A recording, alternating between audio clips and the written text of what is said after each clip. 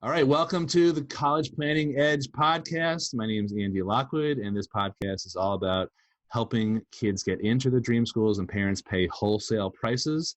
And today is a little different because I have roped in a special guest, Steve Schwartz from the College Admissions Toolbox, which is it's like a grown-up podcast compared to my little thing.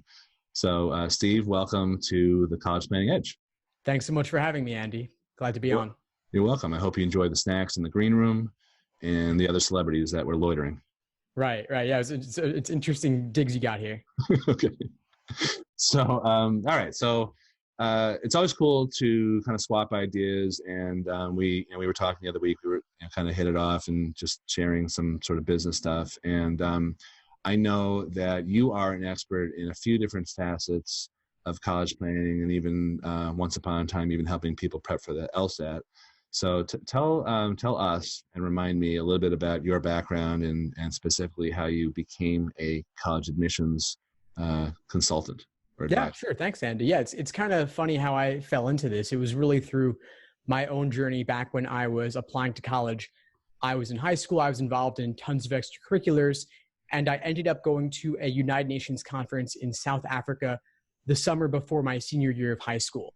And that is what got me into Columbia. It was a out of left field, incredible extracurricular where I was able to write my essays about it. I got letters of recommendation from government delegates. I was in the media. I was on CNN. And people were like, how did you do that? Because my numbers were not outstanding. I wasn't getting a perfect score on the SAT. I didn't have a 4.0. My grades were good, but not necessarily Ivy League level material. And it really was the United Nations conference that set me apart. And so people were asking me later, how could I craft a compelling extracurricular for them? And the funny thing is you can't really craft it or else it'll be artificial. But what's really more unique about this is that it creates this kind of failed simulation effect where other people can't trace the steps back to how you got there. And Cal Newport, a best-selling author, actually featured me in his book, How to Be a High School Superstar, as a result of this, which was pretty awesome. So basically, I fell into this industry just because other people were asking me how to create something like this for them. And while you can't craft it all together from the beginning, there are little tweaks that parents can help their students make to end up in a similar position when they're applying to college in the end. Yeah, that is the origin story is very cool. So when was that approximately? Like when did you start first working with kids to help them, with admissions advice? It was pretty soon after I got into Columbia, actually. While I was at Columbia, I was helping the next grades below me do similar things in terms of writing about their extracurriculars or designing extracurriculars or how to frame them for their essays. And of course, not everyone's done something as impressive sounding, but no matter what a child has done, there is still something in their background that they can frame properly to use as a hook for their application. And so it's about making the best of what you've got in front of you.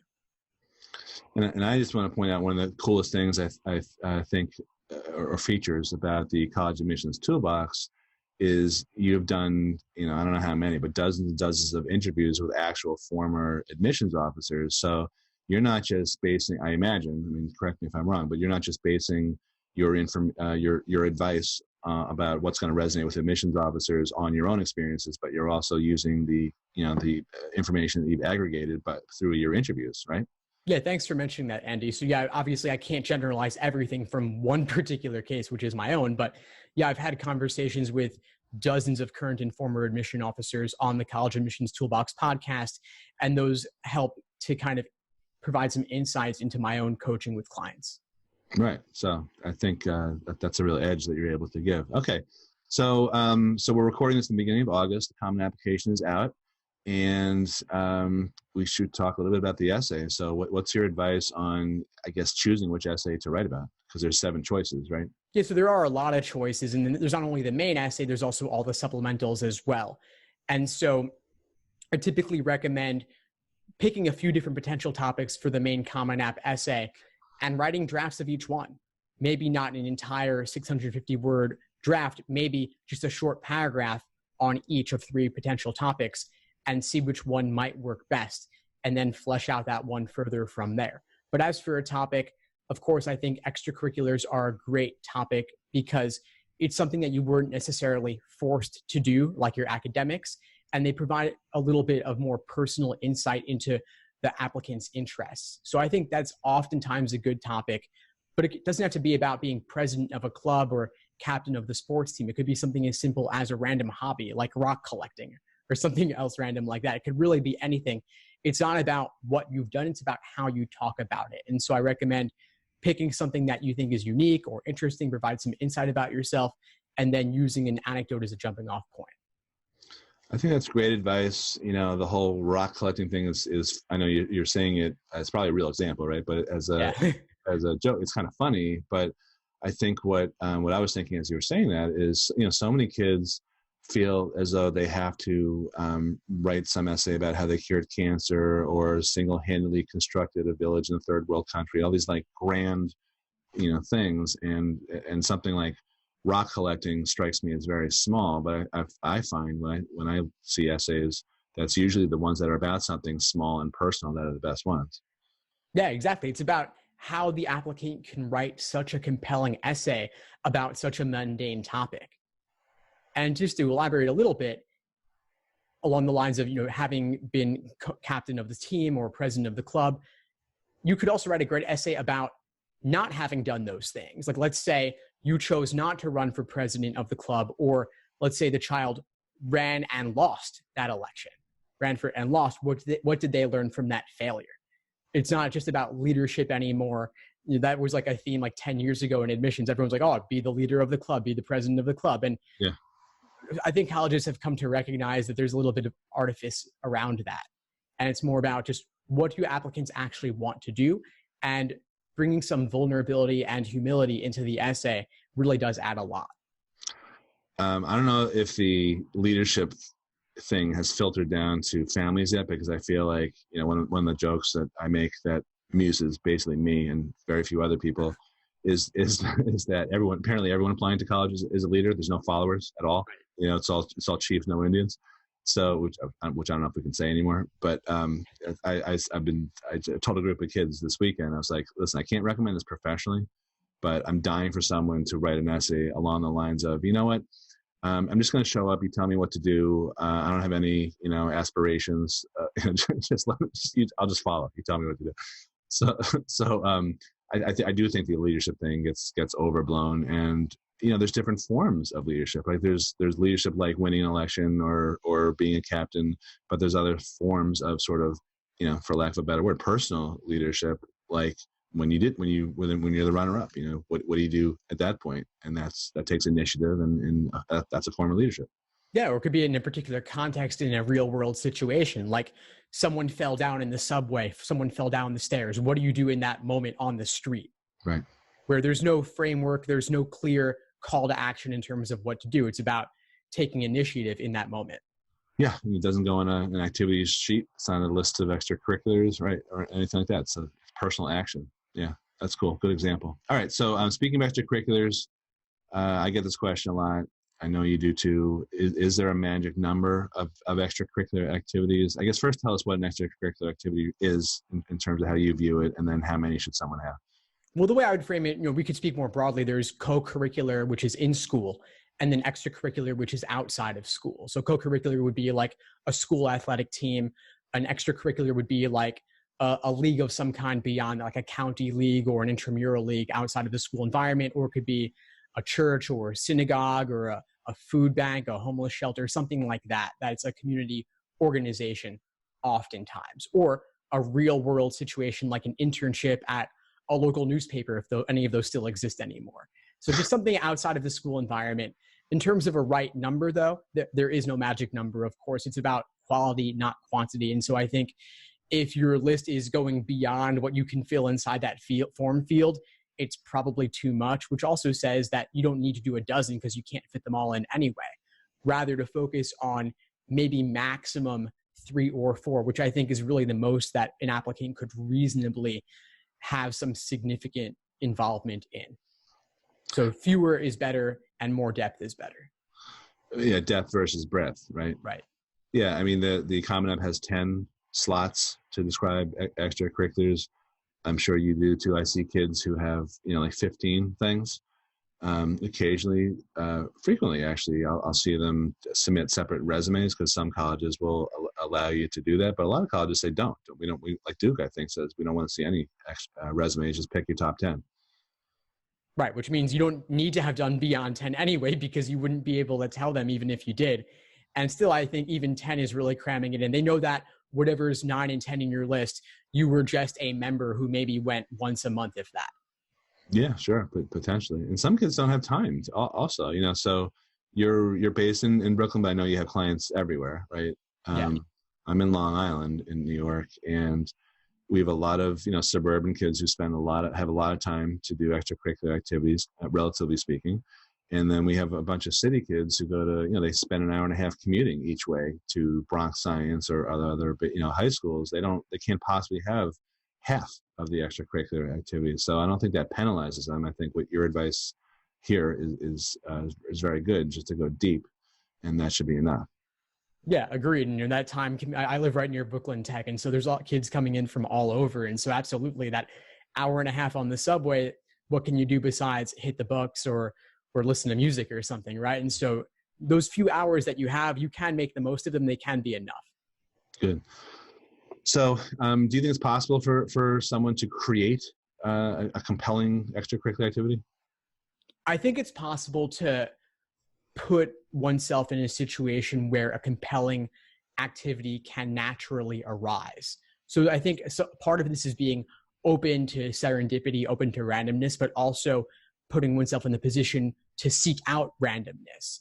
So for example, in my story, I reached out to maybe 100 different nonprofits looking for internships. Wow. And that's how I got this United Nations opportunity. I wasn't looking for the UN, but the UN came to me because I was reaching out to all these organizations. Obviously, not every kid is that self-motivated. And Right. Parents, I'm telling you, don't do this for your children. It won't ever work out the way you want it to. Thank you. That's a note for Felicity Huffman and Lori Loughlin. Yeah. Yeah, going really beyond on that one. Yeah, but even just if your child reaches out to a few community organizations, asking to help out, asking to volunteer, I think going outside of the school environment is where more unique opportunities are likely to arise, because every school has a captain of the team, a president of the club, the editor-in-chief. So those will be a dime a dozen. There's like millions of them. But if you are involved in a local organization where you're the only high school kid, that's something different by definition. And that allows the opportunity to take initiative in that context. And that can become compelling in the end. So I think it is about, again, going outside the school environment. Yeah, there's no way I would have ever done something like that in high school like you did. So you have, obviously you're wired with a lot of initiative and hustle, and that's very cool. But for the average kid who's not like that, I think your example, they'd be well served to follow a little bit, or to model it as best they can, because I think you need to think outside the box and then show a little bit of initiative. So that's great. So let's get back to essay writing. When kids write about extracurricular activities, they have a tendency to sort of get very grandiose, or there's a lot of mistakes that they can make. So what are some of the best ways and worst ways to write about extracurriculars in the college essays? Yeah, I think grandiosity is definitely a big one. I feel like when getting personal, kids are often tempted to look in the thesaurus and find the biggest, most impressive sounding words to describe whatever they've done, when it's really not necessarily that unique. And also nobody really ever talks like that anyway. So I would say keep it simple. Don't use a $10 word when a nickel word will do, whatever that saying is. Keep it simple. And also I think the biggest pitfall is really to laundry list everything. Like if you have 10 activities you can list, people want to list all 10, or they want to list all 12 in chronological order, and every single thing they did. That's not interesting to read. It's not compelling. And that's really what that list on the application is for. That's what a resume is for. So I would suggest ideally picking one thing, and again, going really deep on it, starting off with an anecdote as a hook in the moment, in a particularly exciting time at that activity or that extracurricular, and then zooming out from that to talk about lessons learned. And that could also be a great place, once again, to talk about failures. So again, with that grandiosity, kids are looking to poof themselves up and brag a bit. That's not engaging. You want them to like you at the end of this. And so I think showing a little bit of humility, showing that maybe you succeeded at one thing but failed at another thing, and what you learned from each of those could be a really good way to frame it. Now, the essays about extracurricular activities, are those only in the supplementals, or are they just peppered throughout the common application essay prompts? Like when do you know when it's appropriate to write about an extracurricular activity? Honestly, I see it as being peppered throughout. Obviously, there's a variety of prompts on the essays, and the topics can change from year to year, but ultimately, they're just jumping off points. You can twist it however you want in the end. So I think there's a way to work an extracurricular into virtually any essay topic. Good. But I love your point. I see this all the time also about not just regurgitating what's elsewhere on the application. It's not additive to recite everything that's on your activity section. So anyone listening, I hope they listen to your advice there, because that's very painful to read personally. Do you have any particular strategies to share about essay writing or techniques? And I guess my last question right after that is, like, when should people start this? Again, this is beginning of August. I'm not sure when they'll be listening to this, but when you recommend they start? Yeah, anyone listening now, start now. Good writing takes time. And so the more time that you have to go through draft after draft, the better the ultimate result will be in the end. So if you can write a draft now, put it away for a week or two, come back, revise, put it away again, show it to a wide variety of people, get expert help editing it, or at least English teacher, guidance counselor, consultant, friend, whomever, the more people you can show it to and give them time to revise it and get feedback, the better. Obviously, there's a such thing as too many cooks, and you want people who are going to give honest feedback, so consider that. But more time is, of course, on average, better. In terms of a writing strategy, I would say the one I love the most, the one that I use with all my students, is write a rough draft that is 3 times at least the ultimate length of the final draft. And then we can cut it down together, because the average kid, it's long-winded, they're laundry listing everything. I've got to help them cut out the garbage to keep the good stuff in the end. Usually 2,000 words only contains 500 to 600 words of solid substantive content, if that. So we usually need to go through multiple rounds where the student is writing rough draft material, and I'm helping them pick out the nuggets that are actually worth including in the final draft. That is great. One of the things I say ad nauseum is there's no such thing as good essay writing. There's good essay rewriting, which that was one of your first comments, basically. And other words, I think the essays definitely need time to breathe in between drafts. And I think sometimes your subconscious mind will still be working on the essay, even when it's tucked away in a drawer or on your laptop somewhere. But I liked your comment about too many cooks in the kitchen, because you can't listen to your mom, your cousin, your guidance counselor, your English teacher, whatever. You have to be very careful about whom you pay attention to. And Steve, you're clearly an expert in this, so I hope that people pay attention to you, and then after you're done with them, at least then maybe open it up, open the draft up, the final draft up for discussion, maybe with people who know them better than the client or something like that. So I feel like you can't prevent other people, right, from looking at the essay, but do you ever try to guide your clients in a way to how to manage that process when the mom wants to be involved with every draft? It's a tough thing, obviously, because parental involvement is obviously important. But at a certain point, I think families have to recognize, if they're hiring someone like myself or yourself, they're making a decision to place their trust in us in terms of the essay writing process. And if you have contradictory advice from one party and another party, you do have to make a decision in the end. There's only one draft you're going to submit. Have you ever, I think I know the answer to this one. Have you ever read an essay draft from a child that was clearly not written by that child? Oh, yeah, of course. Okay. Definitely. Yeah. And admission officers can tell too. They can tell, they know what high school students write like. They write much differently from middle-aged folks and from English teachers and anybody else. Right. It's really important to keep the child's voice in the essay, the phrases they use, the vocabulary they use, and the kinds of things they talk about too. Yeah. I think an A-, a kid with a 93 average is probably not going to write a Pulitzer Prize winner. That's right. It doesn't have, and that's not the goal. It doesn't have to be the perfect piece of writing. I think the key is that it's personal and authentic, and that's what really matters much more. All right. Well, this is great. This is really a lot of fun. Steve Schwartz, College Admissions Toolbox. How do people find you? How do they get in touch with you? Best way to find me, reach out to me is email me personally, steve@collegeadmissionstoolbox.com. And of course, the podcast is available on iTunes, Spotify, Google Play, and pretty much everywhere else. Awesome. All right. Thanks for being a guest with me, Andy Lockwood from the College Planning Edge. And we'll talk soon. And thanks everyone for listening. And if you like what you hear, please give us a glowing review in Apple Podcasts or wherever you're listening to this. Thanks again, Steve, and talk to you soon. Thanks, Andy.